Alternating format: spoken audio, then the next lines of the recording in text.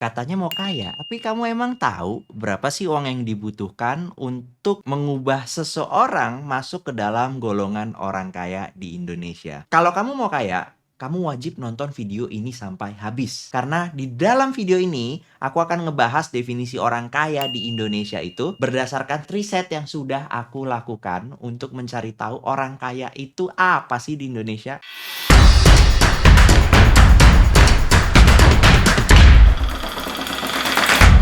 Nah, untuk teman-teman yang baru nonton video aku, coba subscribe dulu tuh di bawah tuh. Jangan lupa loncengnya. Ting ting. Yuk kita mulai. Pas aku dulu tinggal di US, aku tuh sempat kebingungan orang kaya di US tuh apa? Karena aku kan lama di Indonesia ya, dan aku tahu, oh ini orang kaya, oh ini orang oke lah. Tapi pas aku masuk US itu bener-bener aku bingung orang kaya itu apa. Karena di sana aku kerja sebagai buruh pabrik. Aku kerja di pabrik mailing, pabrik kertas buatan mereka. Dan gajiku itu waktu itu 30 juta sebulan. Itu kan sebenarnya udah jadi orang kaya ya di Indonesia ya. Tapi di sana tuh belum gitu. Nah, buruh aja aku gajinya 30 juta dan itu membuat aku bingung definisi orang kaya itu apa pas aku di US. Jadi mulailah aku mencoba mencari riset. Research. Di zaman itu ternyata teman-teman pas di US itu satuannya adalah income. Satuannya adalah how much you make a year.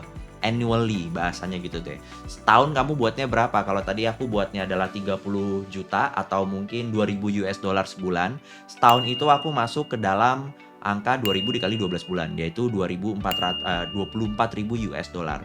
Ternyata 24.000 US dollar di US itu masuk ke ranah average, nggak miskin, nggak kaya gitu. Berdasarkan YouGov.com yang aku baca, itu ternyata kamu bisa dikatakan kamu adalah orang miskin pada saat income-mu per tahunnya di bawah 20.000 US dollar. Income ya, pemasukan ya. Income ini ya bisa gaji, bisa omset, bisa apapun. Di sana disebutnya income. Jadi how much you earn a year. Bahkan nih lucunya teman-teman di US, itu kalau teman-teman punya income 90.000 US dollar setahun atau setara dengan 1,3 miliar atau setara dengan 100 juta sebulan, itu kamu masih dianggap golongan menengah. Ini lucu banget. Makanya pas aku masuk US tuh bingung banget karena menurutku di Indonesia tuh kamu punya income 30 juta sebulan tuh kamu udah tajir, udah enak hidupmu lah. Nah, ternyata di US nggak seperti itu. Dan kamu bisa dibilang kaya kalau kamu minimum punya 100.000 US dollar income per year. Saya ikutin ya sampai sini ya. Dan itu biasanya nih lulusan S1 di US itu gajinya nggak mungkin 100.000 US dollar. Gaji mereka tuh rata-rata kemungkinan besar 3.000 US dollar. Poor. Kecuali kamu lulus dari Harvard top 10 misalkan. Kemungkinan besar kamu langsung di offer dengan gaji 100.000 US dollar. Pas aku sekolah S2 di sana, aku aja di offer nih, belum lulus nih, mau lulus S2 di sana, aku di offer 5.000 US dollar sebulan. 5.000 US dollar sebulan tuh aku kayak, buset banyak amat gue kalau kerja di sini gajinya 5.000 US dollar sebulan. Belum lulus S2. Setelah dipikir-pikir, oh ternyata bahkan 5.000 US dollar di US, 5.000 kan kali 12 kan 60.000 US dollar ya. Itu aku masih masuk ke dalam golongan menengah. Gila nggak tuh? Nah, gara-gara ngelihat dataset ini, aku penasaran, Kak. Kita tuh kalau di Indonesia tuh disebut orang kaya tuh kalau apa sih? Aku ulik-ulik lah, aku cari risetnya lagi, kanan kiri. Temulah satu report. Reportnya disebut dengan Global Wealth Report. Yang aku temukan ini adalah report tahun 2019. Aku menggunakan kurs 15.000 karena mereka menggunakan US dollar. Jadi di report itu dikatakan GDP, Gross Domestic Product Indonesia, per kapita, per kepala. Aku coba jelasin dulu. GDP itu jadi pada dasarnya adalah nilai transaksi yang terjadi di Indonesia semuanya. Nilai transaksi itu semuanya yang kalau teman-teman ke Hero atau ke Alfamart belanja yang ada PPN tuh biasanya tercatat GDP itu di salah satunya bisa dicatat dari situ. Per kapita artinya per kepala, total GDP-nya X misalkan ya berapa triliun dibagi dengan populasi Indonesia, yaitu dewasanya kalau nggak salah kita kan 260 juta ya, kalau nggak salah ya dewasa kita ada di 173 juta orang. GDP per kapita kita itu adalah 6.000 US dollar. Artinya satu orang paling tidak nge-spend 90 juta rupiah per tahunnya. Jadi artinya per orang nih, per orang dewasa di Indonesia kalau dia nggak bisa nge-spend 8 juta rupiah sebulan untuk bayar rumah kayak untuk apapun itu, dia itu masuk ke golongan bawah. Karena GDP ini adalah rata-rata. Kebayang nggak maksudnya ya? Jadi, kalau teman-teman berdasarkan GDP,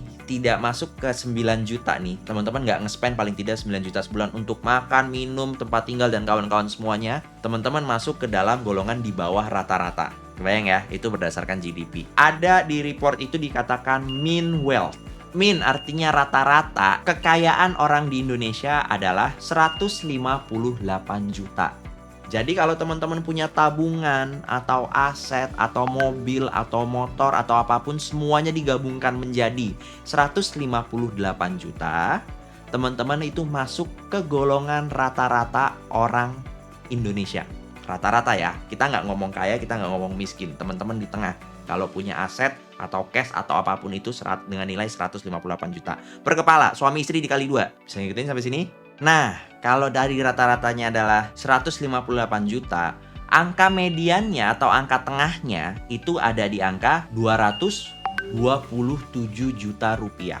Jadi kalau teman-teman punya aset 227 juta rupiah per satu orang dewasa, teman-teman itu sudah di atas rata-rata.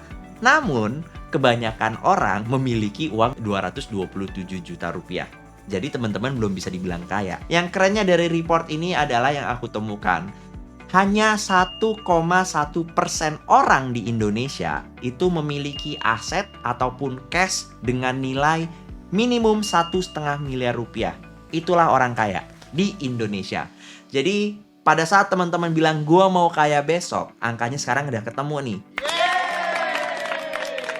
Untuk masuk ke dalam golongan orang kaya di Indonesia, teman-teman harus memiliki aset 1,5 miliar rupiah. Menarik bukan? Jadi pertanyaan berikutnya, gimana dengan semua skill set yang teman-teman miliki sekarang bisa mendapatkan 1,5 miliar rupiah berbentuk aset? Kalau tadi US kita ngomongnya income atau earn atau annually per tahun, kalau ini sekarang kita ngomongnya total aset yang diakumulasi oleh seorang dewasa. Jadi itu jawabannya teman-teman, 1,5 miliar untuk teman-teman masuk ke dalam golongan orang kaya di Indonesia.